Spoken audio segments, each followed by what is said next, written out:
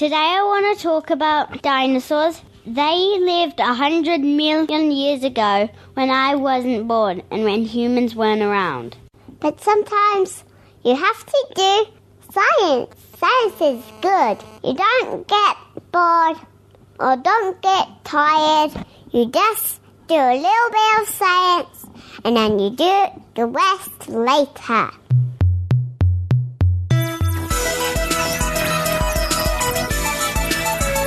Welcome to the Skeptic Zone, the podcast from Australia for science and reason.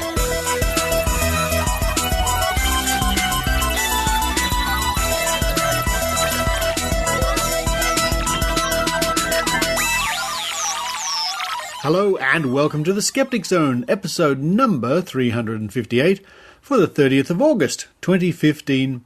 Richard Saunders here with you from Sydney, Australia. Thank you to Oscar and Daph Alabaster for your little science reports right at the beginning of the show. Fantastic. We're going to be hearing from your mum, Jo, later in the show. And what a mixed bag. What a lucky dip. What a cauldron of... I can't think of the word. What a cauldron of clever things we have for you this week on the Skeptic Zone. I'm sure listeners can come up with a better phrase than that. A cauldron of... Coming up this week on the Skeptic Zone, we're going to kick off with an interview with Ross Balch from the Brisbane Skeptics Society. With the National Convention drawing ever closer, in fact it's in October, we're catching up with Ross, who's going to fill us in on some of the great headline acts coming to Brisbane to take part in the Australian Skeptics National Convention. How can you help? Well, you can book a ticket. More information about that coming up. You know what else you can do, folks? You know what else you can do? If you're in Australia and you would like to nominate somebody for this year's Australian Skeptics Bent Spoon Award, head for www.skeptics.com.au, click on the special features link, and you'll see the Bent Spoon Award. Now, this award is presented every year to the perpetrator of the most preposterous piece of paranormal or pseudoscientific piffle. What a sentence that is. Past winners have included Dr. Larry Marshall, Chief Executive from the CSIRO, for supporting water divining, the Chiropractors Association of Australia, Fran Sheffield from Homeopathy Plus for advocating magic sugar water instead of tried and true vaccination. Other winners have been Meryl Dorey from the deceptively named Australian Vaccination Network. We have the Pharmacists of Australia, who managed to forget their scientific training in order to flog all sorts of quackery on their shelves. ABC Television with their show Second Opinion for uncritical presentation of many forms of quackery. And going further back into the past, we have the journalist Michael Willesee for a documentary Signs from God. And for those of you who remember Steve Vizard here in Australia, his Tonight Live program, you can read all the past winners at skeptics.com.au. But we need more nominations for this year. If you know of an individual or an organisation worthy of nominating for the Bent Spoon, somebody out there spruiking what we might consider to be questionable, be it alternative medicine or spiritual practices or paranormal or whatever, head for the site, fill out the nomination and let us know. We need some more nominations. Anyway, yes, kicking off the show, it's Ross Balch from the Brisbane Skeptics Society telling us all about the upcoming convention. Can't wait to see you there. And after that, it is Jo Alabaster, the mum of Daphne and Oscar, who you heard right at the top of the show. Jo's going to be looking at the recent cartoons by the famous cartoonist Michael Leunig and his strong anti-vaccination stand. What's behind all that? Evidence, please, with Jo Alabaster. Following that, it's a week in science from the Royal Institution of Australia, www.RiAus.org.au, looking at the science of sleeping. And then we have a tribute to the late Professor Colin Keay, a long-time skeptic here in Australia and a good friend of mine who sadly passed away a few days ago. A good astronomer too. Then to round off the show, I speak to Michelle Franklin from the newly formed Darwin Skeptics. Darwin, way up in the Northern Territory. Crocodile Dundee country, almost, I think. Find out what's happening up in Darwin with the skeptical movement there and how you can help out as well. Now, for those of you in the Sydney area, On Monday night, the 31st of August, that's tomorrow, I'll be speaking at the Chippendale Hotel at 87 to 91 Abercrombie Street, Chippendale. It's not too far from Central Station. I'll be speaking for the Sydney Podcasting Meetup Group. Lecture, presentation, hope it's going to be fun, about how I put the Skeptic Zone together, how I produce the Skeptic Zone. If you want to come along, you're more than welcome. It's great to see you. Head to meetup.com/podcasting-Sydney, but I'll put a link in the show notes. And that should be a lot of fun. I'm looking forward to that. Hopefully Maynard will be there too. And don't forget to visit www.maynard.com.au for Maynard's podcasts. Always worth a listen. Then you have a chance to meet me and lots of other people from the Australian Skeptics this weekend, this Saturday, the 5th of September, at the Australian Paranormal and Spiritual Expo. Now, we were there last year. We had a great time. Met many, many people came by our table asking information. We were telling them the skeptical point of view. Skeptics at a Paranormal and Spiritual Expo. It's a pretty good mix, surprisingly enough, and we enjoyed ourselves. If you want to come along, just look up Australian Paranormal and Spiritual Expo on Facebook. I'll put a link in the show notes. It's this Saturday, Cashula Powerhouse Arts Centre, 1 Powerhouse Road, Cashula. It's not too hard to find. Hope to see you there, and I'll be certainly running around with my microphone with Jo Alabaster and Maynard, getting lots of interviews with interesting people for upcoming episodes of The Skeptic Zone, including Pete Banks, one of the organisers, and the lady very graciously invited us along, the Skeptics, to come along to the Australian Paranormal and Spiritual Expo. What will we discover? Will we find a ghost? Probably not, but we can have some fun regardless. Well, that's enough for me. I'm going to run downstairs.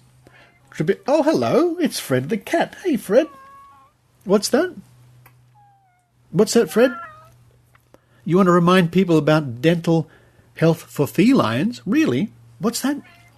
Did you say that if you get a black light and shine it into your mouth, a cat's mouth, in the dark, you can actually see gingivitis, which shows up orange? Wow, Fred, you're just full of amazing information. Dental hygiene for cats. That's Fred's message. Well, it's not. He's just a cat, but that's what I learnt this week. And it actually works. If you shine a black light into a cat's mouth and look at their teeth, you can actually see signs of gingivitis, which shows up orange. That's a little-known cat fact for this week, thanks to Fred the cat. I'm going to run downstairs. I'm going to open up the cupboard. I'm going to get out that lovely corn on the cob. Why not? Corn on the cob, boil that up with a little bit of pepper. Corn on the cob with pepper. Yes. Well, I'm doing that. I hope you enjoy The Skeptic Zone.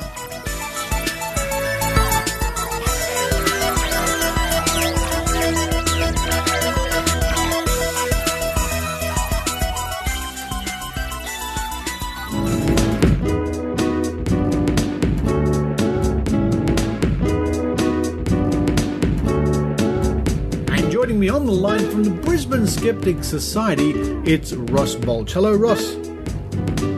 Hey, Richard. It's great to be back on the Skeptic Zone. Yes, and welcome back to the Skeptic Zone. Nice to have you back on one more time. Now, let's talk about this Australian Skeptics National Convention. I've been to many. I can tell you what, I've been to more Australian Skeptics National Conventions than I care to remember. In fact, my very first one was 1999 in Adelaide, I think. And I've been to most of them ever since.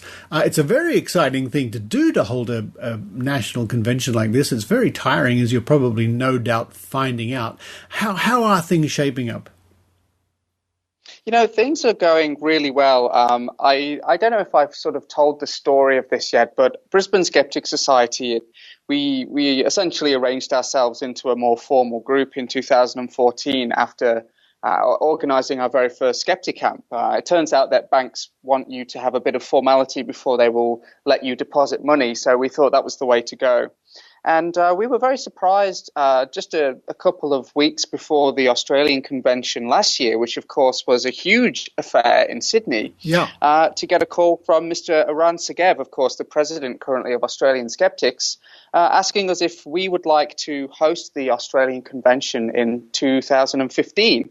And of course, we had talked about offering to do it maybe in 2 or 3 years' time once we got some funds behind us and a bit of experience. So to be asked at such an early stage in our development as a society was a real honour. And I think it took about 2 minutes of discussion between the sort of executive members, and we called Iran back straight away and said, yes, of course, we would love to do it. And, I would like to say, I guess, that I regret that decision, but I really don't. It's been a real great experience so far organising this with all of the Brisbane Skeptics Society members.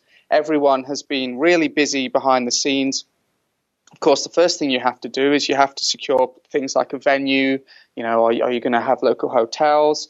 And, we did that and we found a great venue at QUT. It's just a beautiful theatre with really nice comfy seats, a proper stage. So I really like these conventions that have a sense of grandeur to them almost, because I think it really adds to the experience. And, obviously we're at a stage now where all the final things are starting to come together. And it's those little things like how do we make the ID tag look? And these are the minute decisions that, of course, that you realize you have to make when you're organizing something like this. And all of us are really excited now with almost just over a month to go for everyone to experience this huge event in the Australian calendar.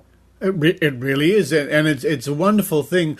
I've always found Australian Skeptics conventions, and I've been on the organising committee of a few myself, but regardless of my disastrous efforts there, I've always found them to be such an interesting thing, an interesting and an inspiring thing.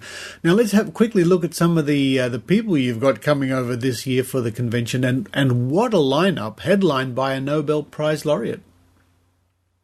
Oh, look, to have someone like Brian Schmidt at our convention is just absolutely fantastic. I think when people think of skepticism, often what they're thinking of are the classic things, psychics, ghost hunting, even medical woo. And of course, we're going to feature talks on all of that stuff. But to have someone who's a real heavyweight in science and who's so passionate about it. I mean, I've got to say, I've seen Brian Schmidt speak myself, and he just absolutely loves science and the process of science too. He just loves discovery.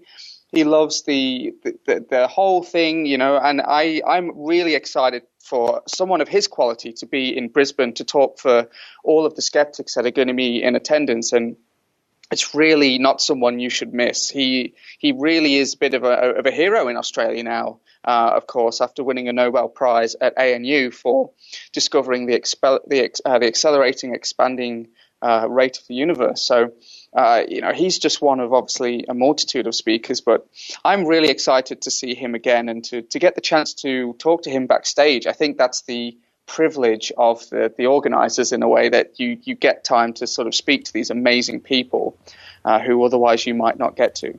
Absolutely. Yeah, I can back that up for sure. It's a certain thrill, and I guess it's one of the reasons I like going to conventions no matter where they are. It's to meet these very interesting and influential people, and people who certainly make a mark in society. Apart from that wonderful headline act, we might say, a dear old friend of mine I haven't seen for a few years, so I'm so glad that he's coming over for this, the legendary Joe Nickell. Yeah, look, it's funny, when we were putting together a list of who we might want to bring over to Australia, we were really looking to put in as much variety as possible. And, one of the things that we said was who has the experience, who's been there, who's done it, who can help the next generation of skeptics in their quest to sort of be effective skeptics. And Joe Nickell was the obvious standout for us. He's written more books than I have digits, both on my hands and feet. And he's just been everywhere, he's been all over the world. He's experienced things and he's done things the right way. He really goes into investigations in a methodical way, but he makes it fun for the reader. And he's just such a personality, being in New York, and I think for people who don't know Joe Nickell too well, he's very famous for not being connected to the internet, yes, or technology particularly. In fact, I believe he still writes his books on a typewriter, which is just quite frankly amazing. So I have to phone him up at the office at CFI in Buffalo, New York, and for me, it's normally 12 or 1 o'clock in the morning. I like to catch him at sort of 9 a.m. New York time. And, I normally only have small things to let him know about. And the first time I phoned him up, I think it was 3 o'clock in the morning before I finally hung up the phone, because he's got the story for every situation. And his life has been very interesting, not only in a skeptical sense, but personally, he's really done a lot of things. And, I was so excited when he said that he would come, and people really are going to be in for a treat with him. He's one of the biggest characters in skepticism. He certainly is. He certainly is. And what an interesting speaker he is. My goodness me. It doesn't matter what one of his many adventures or interests in the skeptical field he'll be telling us about at the meeting, at the convention. It'll be fascinating. It always is with Jo Nickel, I can promise you that. Another dear friend of mine, Eugenie Scott, I can't wait to see her again. Susan Gerbeck from Guerrilla Skepticism, who will be in Sydney giving a talk briefly before she heads up to Brisbane, which is good news for Sydney people. The list goes on and on and on.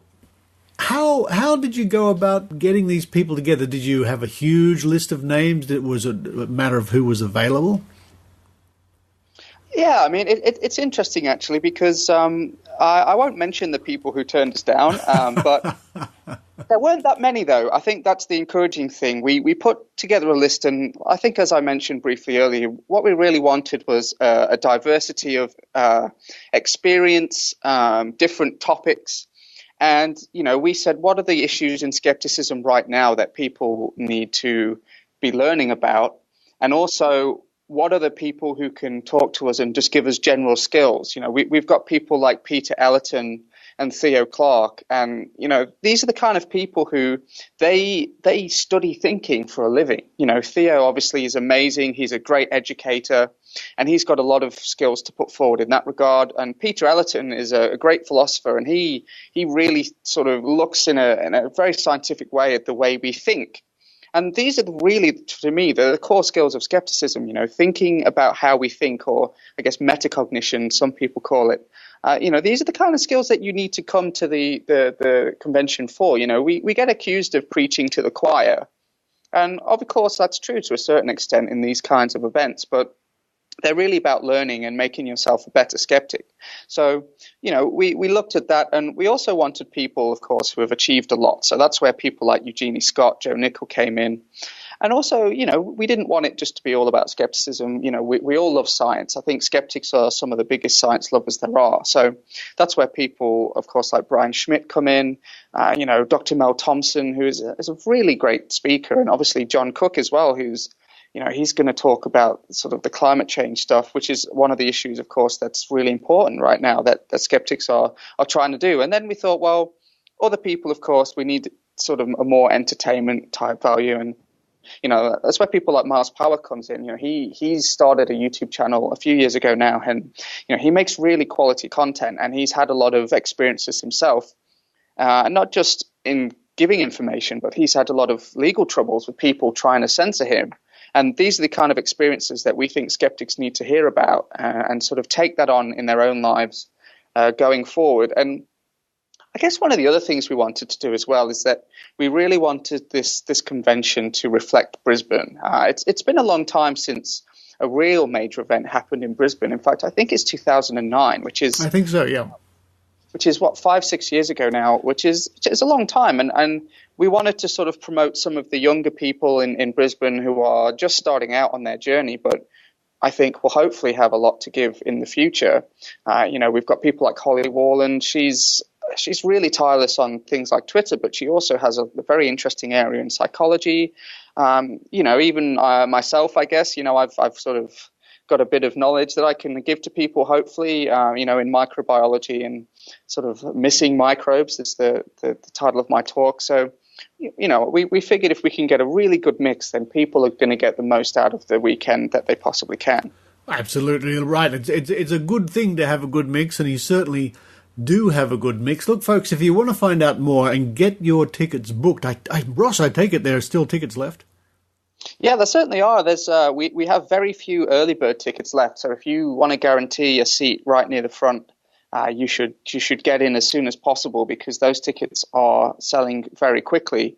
And of course, if you want a more premium experience there. We have that available too. And of course, we have the usual concession and standard tickets. So if you want to go to convention.brisbaneskeptics.org, all the information is there, all of the speakers and all of the schedules are going to be online very soon, and all of the abstracts. So you can have a really good meaty look at what you're going to experience over the weekend. That's fantastic. And look out for Richard Saunders and Maynard and Jo Alabaster from the Skeptic Zone running around doing interviews. We can't wait for that. That's going to be a highlight for us. Maynard is just beside himself, which is a sight to see, I can tell you that. He's very excited to be coming to Brisbane. Folks, you can meet Maynard, meet me, meet Ross, meet all these wonderful people. There's wonderful headline acts, very prominent skeptical thinkers in our day and age. Australian Skeptics National Convention in Brisbane coming up October the 16th to the 18th. And as Ross said, that website to check out and get your tickets, convention.brisbaneskeptics.org. Well, Ross, thanks again for chatting to us. We might even have a quick chat in the days leading up or just before the convention, see how it's all panning out. But until then, I can't wait to come up and take part. Thanks. I'm really looking forward to having everybody there. And if you do see me at the convention, I might look a little stressed, but that shouldn't deter you from coming up and saying hello. Ross Balch, thank you very much. Thank you.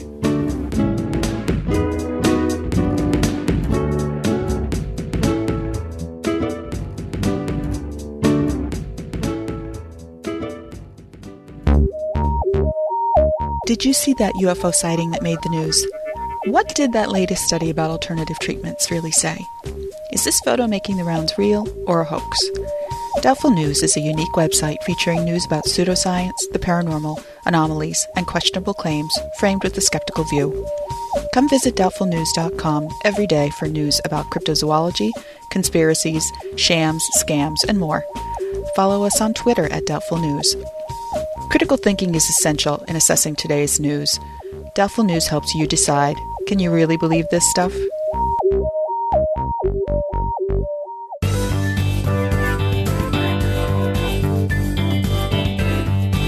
What we want is some more evidence, please. Here's Jo Alabaster. Hello, this is Jo Alabaster. Popular whimsical Australian cartoonist Michael Leunig has again raised controversy with a cartoon published in The Age and the Sydney Morning Herald on the 19th of August on the topic of vaccination. The cartoon, depicting a close-up of the hands in Michelangelo's painting The Creation of Adam, with the hand of Adam holding a syringe, is titled Fascist Epiphany and states, quote, "The God of science grants politicians the divine right to enforce mass medication upon babies and children." End quote. Criticism via social and online media was prompt, with several news outlets running stories that morning, one of which was Mamma Mia, who contacted me to discuss the cartoon. Quote, "Speaking to Mamma Mia, Alabaster said she believed the cartoon to be, quote, highly problematic," end quote. Quote, "It sends the community a message of fear and mistrust, based on ideas that simply aren't truthful. Science gives us the knowledge that vaccines are the safest and most effective way we can protect our children against vaccine-preventable diseases," end quote. She argues that reframing the government's policy as, quote, forced mass medication, end quote, is disingenuous at best and at worst could put children in danger. Quote, "We need to be reassuring parents with the facts, not scaring them with emotive cartoons about fascism," end quote, she said. End quote. Leunig has made several statements in response to the public's reaction to his cartoon, in which he's refused to disclose his personal opinion on vaccination, nor acknowledge the science supporting them, instead diverting the conversation to his opinions on the government's decision. From The Age, quote, "I was conscripted for military service in Vietnam when I was young," end quote, Leunig said. Quote, "I felt the full weight of that kind of authoritarianism for a futile and sad tragedy that took place in Vietnam. I am weary of compliance in the name of civic responsibility," end quote. "I feel immense compassion for those who experienced the tragedies of the Vietnam War," any war, and thoroughly support conscientious objection to military conscription. However, I take great issue with comparisons being drawn between conscientious objection to taking part in war and so-called conscientious objection to vaccinations. Vaccination is in part a matter of conscience, but not in the way that vaccine refusers would like to think. Conscience is involved in making the moral decision to vaccinate, to protect not only our own children but the wider community, especially those who cannot be immunised due to compromised immune systems, being too young to receive vaccinations, or other legitimate medical reasons. It is inaccurate to frame parents' decision not to vaccinate their eligible child as a matter of conscience, in any way similar to a person's refusal to participate in a war. It's a matter of fear-driven misinformation, not morality, influencing a decision which tragically robs children of protection against disease. Now, I have sympathy with the urge to mistrust something which is being perceived as a direction from the government. I am a skeptic after all, and blind acceptance is not one of my fortes. But we've got to stand back and look at the evidence here. While some people might find the tactics of no jab, no play and no jab, no pay policies heavy-handed, their goal is to protect lives. I urge people to please not let their feelings on our current governments and these policies influence their view of the science supporting vaccination. I'd also like to add that throwing around emotive and hyperbolic words such as fascist and enforce aren't adding much reason to the narrative, to be frank, and they're both inaccurate. While Lunig argues that, quote, he was not saying that the government was fascist, but that every government could have a fascist moment or make fascist decisions. The cartoonist argued that fascist was just another word for authoritarian. Why can't we name something for what it is, he said. Fascist is just another name for totalitarian. What are we afraid of about this word? I'm a cartoonist who uses words that are real. I don't want to pussyfoot around here. End quote. I would argue that fascist, while used colloquially as a denigration to suggest authoritarianism, is inescapably linked to fascist regimes, in the same way that Nazi recants the National Socialist German Workers' Party and Hitler. It's an incredibly strong word to use with specific connotations. Lunig is welcome to invoke such connotations, of course, but I think that it's disingenuous for him to defend fascist as being just another word for authoritarian. I also take issue with the suggestion that the no jab, no play and no jab, no pay policies are equivalent to enforced mass medication.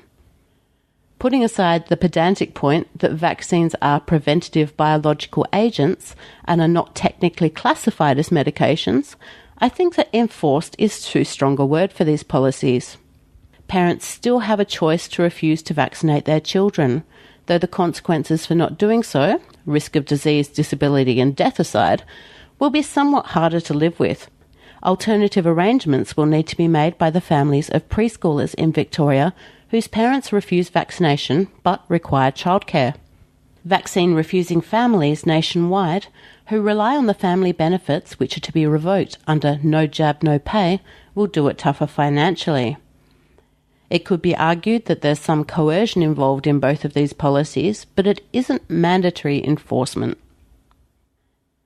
As you may have guessed by now, I'm actually with Lunig to a degree. I do think that the ethical issues surrounding no jab, no play and no jab, no pay policies need to be examined carefully.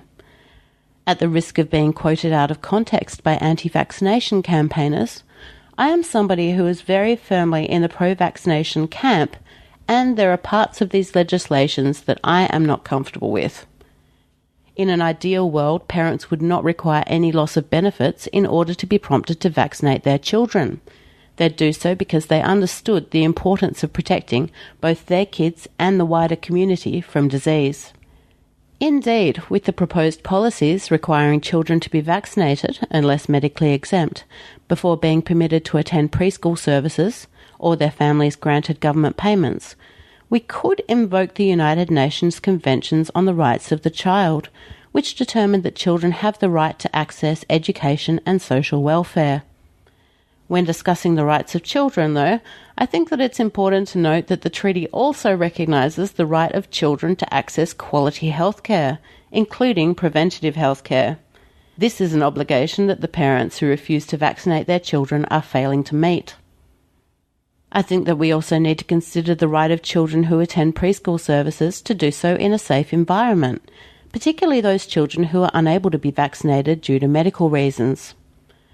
I cannot fathom the experience of parents of children with cancer who, on top of dealing with their children's illness, have the added worry that they'll be exposed to a vaccine-preventable disease when participating in community life. I imagine that knowing the children their kids interact with on a daily basis were offering them as much protection as possible would alleviate some of the stress in their lives, and it would certainly reduce the risk of potentially fatal illness. One of my concerns is that strong government policies such as these run the risk of further polarising fringe groups who oppose vaccination, removing them from discussion and reinforcing their fear and mistrust. Conversely, these policies may shift some people from closer to the middle ground, those who are merely a little hesitant over the fence. And I very much hope that these people have compassionate GPs or contact with people such as the Northern Rivers vaccination supporters who can listen to their concerns and reassure them about the decision they're making.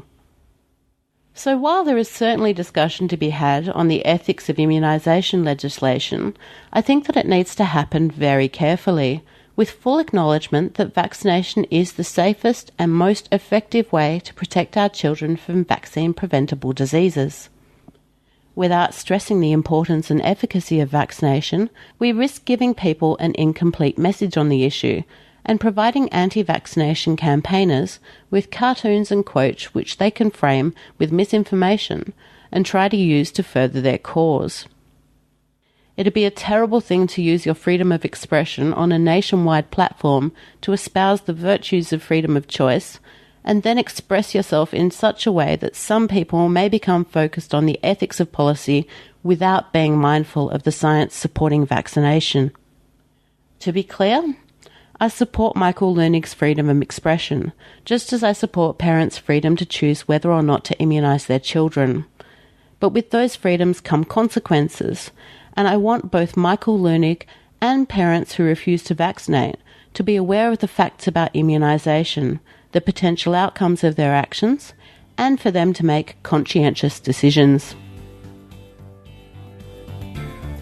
For more evidence, please, keep listening to the Skeptic Zone, or visit my blog at evidenceplease.net, find me on Twitter at Jo Alabaster, or check out Evidence Please on Facebook.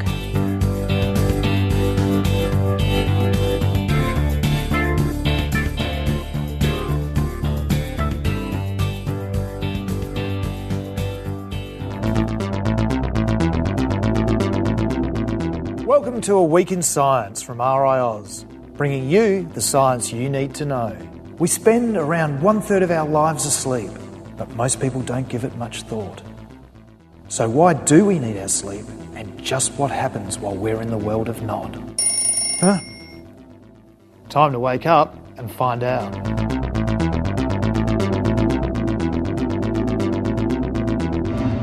Sleep is essential for resting the mind and body, and is controlled by our internal body clock.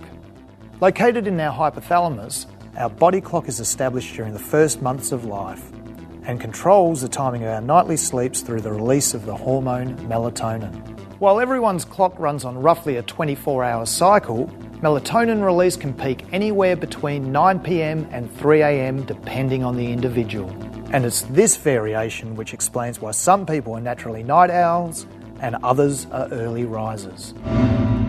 Once asleep, our brain cycles through different levels of consciousness. This sleep pattern is uniform in most people and involves a series of transitions between deep sleep and REM, or rapid eye movement sleep. REM sleep is the part of the sleep cycle during which we dream and is thought to be important for both memory storage and recharging your brain.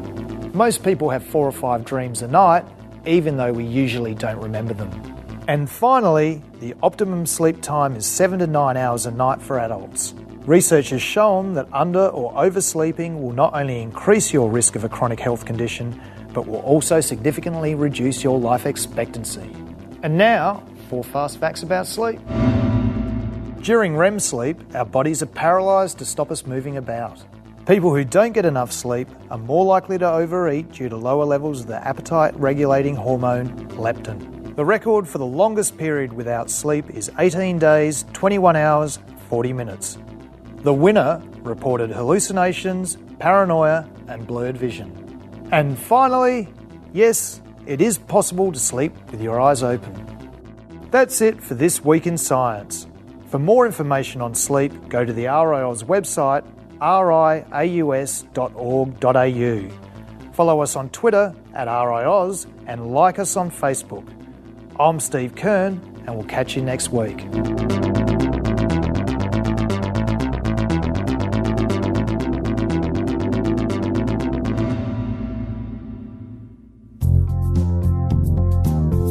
Üdv! Kraskó Gábor vagyok, a Skeptikus Társaság Egyesület és a Skeptikus Szervezetek Európai Tanácsának elnöke. Mint a Skeptic Zone podcast hallgatója, bizonyára te is fontosnak tartod az áltudományokkal kapcsolatos felvilágosítást, a kritikai gondolkodást és annak népszerűsítését. Ha szeretnél részt venni ilyen tevékenységben, vedd fel velünk a kapcsolatot a www.skeptikustársaság.hu vagy az info@skeptikus.hu címen. Továbbá ajánlom figyelmetbe Facebook oldalunkat is, amit a facebook.com/skeptikustársaság címen találsz, valamint várunk szeretettel rendezvényeinken. Hi, this is Gábor Raskó, President of the Hungarian Skeptics Society and Chairman of the European Council of Skeptical Organizations. As a listener of the Skeptic Zone, you probably agree that educating others about pseudoscience and critical thinking is an important task. If you are eager to take part in either of these activities, we would be happy to hear from you. Don't hesitate to contact us at www.skeptikus.au or info@skeptikus.au. We also recommend you visiting our Facebook page, Skeptikus Társaság, or simply come and join us at one of our events.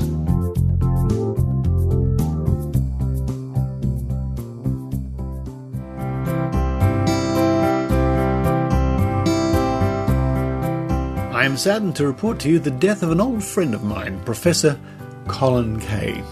Now, Professor Keay was a member of the New South Wales Skeptics Committee for many years, as well as the founding president of the Hunter Skeptics up in the Newcastle area. I first met Colin in 1999 at a Skeptics Convention, where I noticed he was wearing a shirt that said 5007. I had to ask, I thought, what is this? Is this the position he finished in a running race or something like that, a big marathon? And then he told me it was the name of his asteroid. And we became firm friends after that. I had the pleasure of interviewing Colin some years ago for the International Year of Astronomy podcast, and I'll put a link to that interview in the show notes, or you can just Google International Year of Astronomy Richard Saunders Colin Keay, Keay, and you can hear that interview. But here is a tribute to Colin, written by longtime skeptic Barry Williams. I was saddened to learn of the death on August 25th of my old and valued friend Colin Keay. Our deepest sympathies go to Myra and the rest of Colin's family.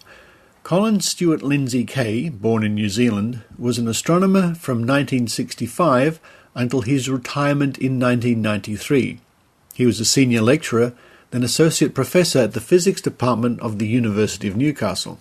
His work, particularly in investigating near-Earth asteroids and space junk, earned him many accolades, but one that afforded him so much pleasure was when, in 1997, the International Astronomical Union named the asteroid minor planet 5007K in his honour. In his later career, he fought a battle to have recognised the phenomenon, known as geophysical electrophonics, whereby some people claim to hear sounds associated with passing meteorites and auroral displays. The general scientific consensus once was that this was purely a psychological effect, but due in no small part to Colin's determined research, it is now recognised as a genuine physical phenomenon, though its mechanisms are still not fully understood.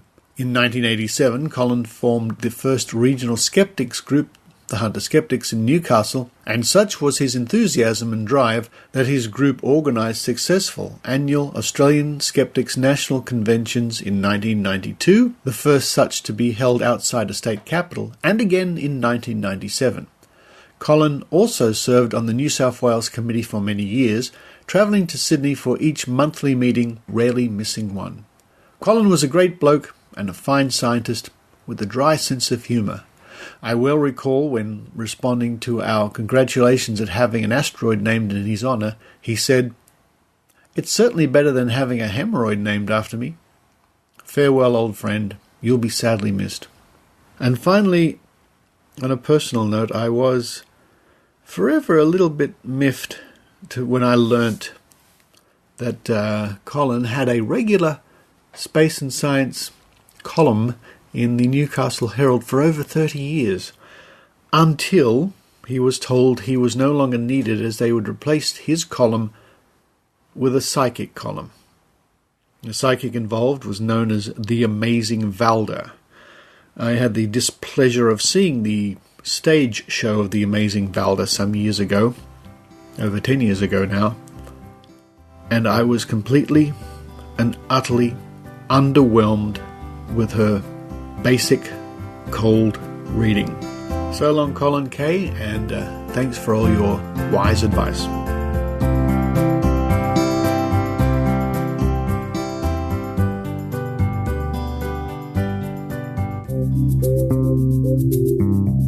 The Skeptic Magazine, the journal from Australian Skeptics. Subscribe online to the world's second oldest skeptical magazine. Visit www.skeptics.com.au and click the publications link. You can also find there over 30 years of back issues free to download. The Skeptic, the magazine from Australian Skeptics.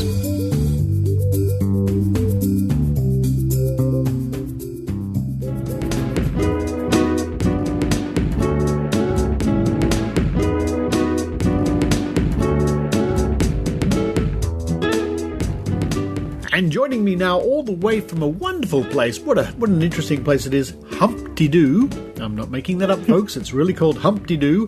It's Michelle Franklin. Hello, Michelle.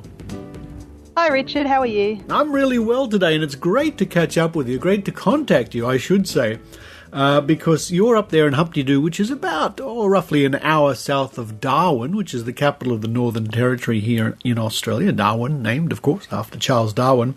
And I've contacted you today because it's come to my attention that you're starting up a relatively new group, the Darwin Skeptics. That's very exciting. What motivated you to do that? Probably the isolation of being so far away from everybody else. I wanted there to be a local group where I could talk to people in my area about local things rather than just watching everybody else talking about their things in other places.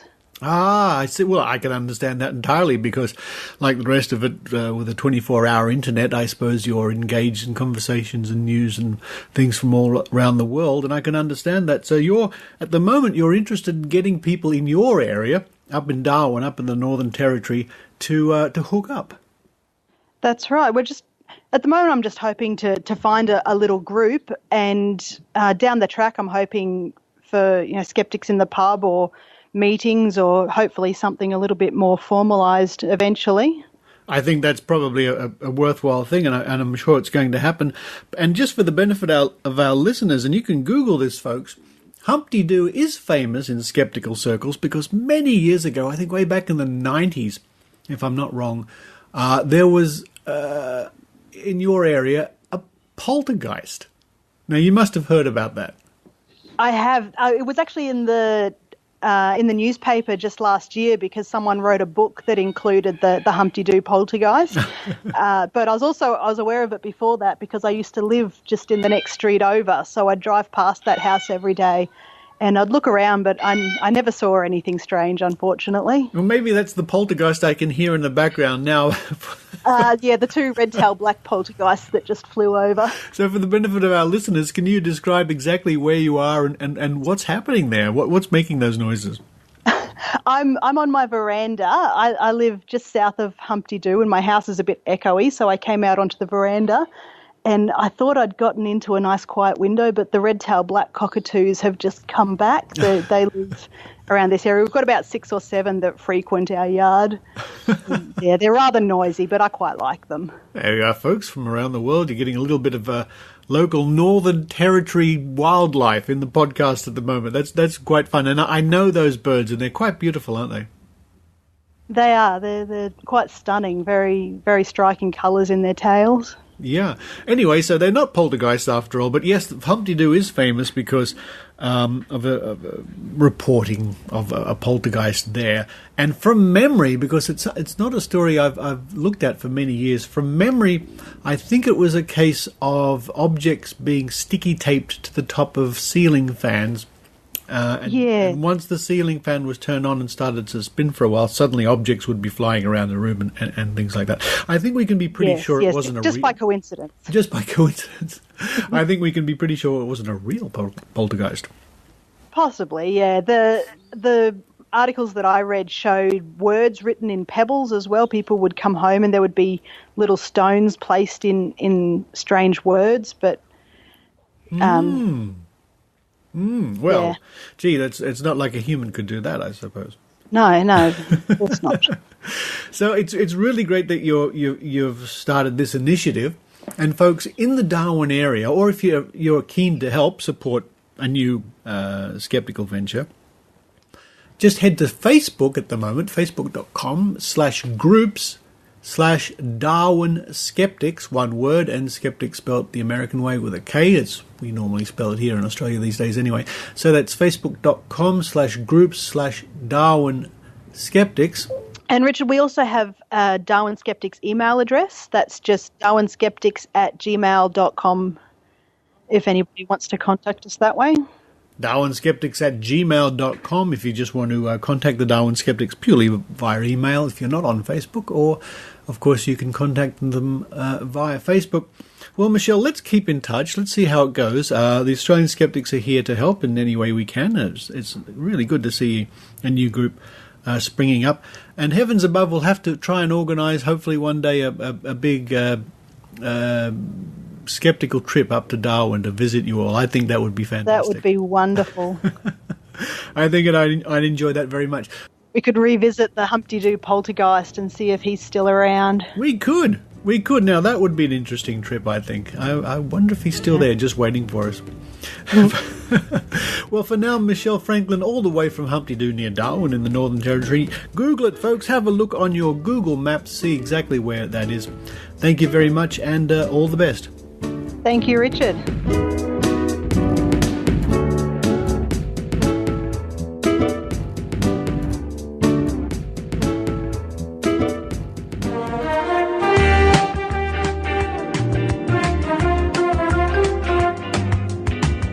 I'm Greg Waugh. And I'm Dan Beeston. And we're from Smart Enough to Know Better, a podcast of science, comedy and ignorance. And we're inviting you to our 100th episode live show. It takes place on the 1st of September at 7 p.m. at the Brisbane Powerhouse Theatre. And guess what? It's free! It's a game show where you get to win fabulous prizes just by sharing your own stories of science.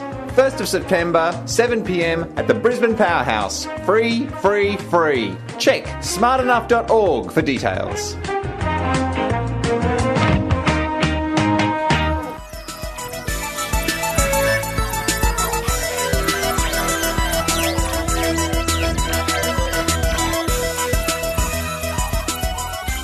Thank you for listening to the Skeptic Zone, and I hope you can help us out with those requests there. You can help out the Darwin Skeptics by going to their Facebook page if you live in the area. I think they're trying to organise a meetup. That'll be fantastic. Wish I could join you. You can come along and see me on Monday night here in Sydney at the Podcasters Meetup group talking about the Skeptic Zone, or you can see lots of Australian skeptics at the Australian Paranormal and Spiritual Expo on the 5th of September. And thank you to all those people who chip in a little bit each week. If you go to skepticzone.tv and click the subscription link, you can chip in as little as 99 cents a week. Scarcely anything. But it does help. Honestly and seriously, it does help. produce the show. I couldn't do it without you people. If you want to chip in a little bit more, then fantastic. It helps cover all the costs associated with producing the Skeptic Zone every week. And I certainly hope that no matter where you are in the world, and I know you're all over the world because I get emails from all over the world, I hope that the Skeptic Zone entertains you, interests you, and sometimes, quite frankly, simply keeps you company. And I'm very pleased if that's the case. But for this week, this is Richard Saunders and Fred the Cat, somewhere around here, signing off from Sydney, Australia. You've been listening to the Skeptic Zone podcast. Visit our website at www.skepticzone.tv for contacts, an archive of all episodes since 2008, and our online store. Please support the Skeptic Zone by following us on Twitter @SkepticZone, liking us on Facebook, and leaving a review on iTunes. You can also show your support by subscribing via PayPal for as little as 99 cents a week. The Skeptic Zone is an independent production. The views and opinions expressed on the Skeptic Zone are not necessarily those of Australian Skeptics Inc. or any other skeptical organisation.